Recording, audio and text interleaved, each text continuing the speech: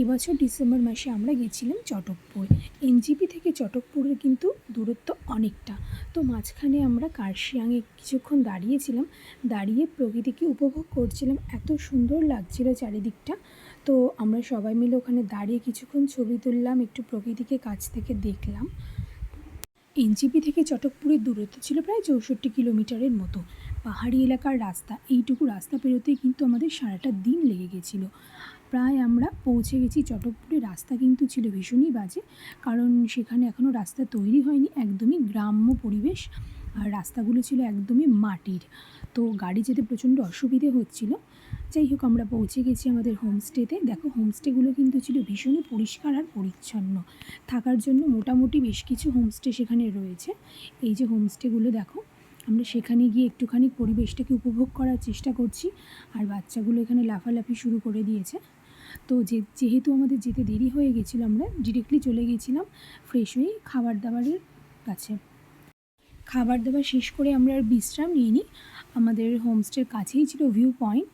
তো সবাই মিলে আমরা যাচ্ছিলাম একটু কাঞ্চনজঙ্ঘা দেখব বলে ভিউ পয়েন্টে। তো হাঁটতে হাঁটতে পরিবেশটাকে আমরা উপভোগ করছিলাম।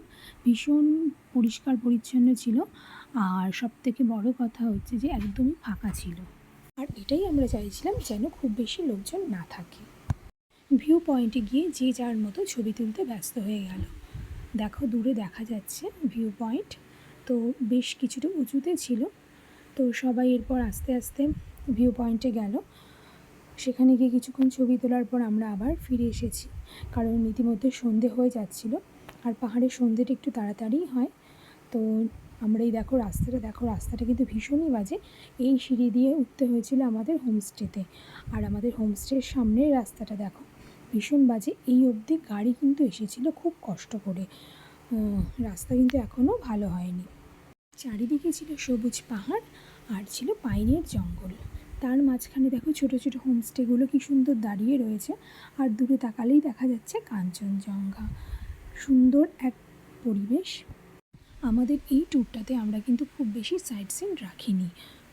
আমাদের পরের গন্তব্য ছিল আমাদের হোমস্টের চারপাশটা।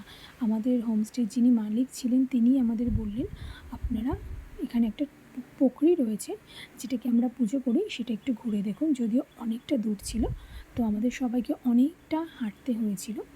ভালো লাগছিল, কারণ পরিবেশটা খুব ভালো ছিল। এই দেখো, এই হচ্ছে রাস্তাটা যদিও অনেক বাজে ছিল।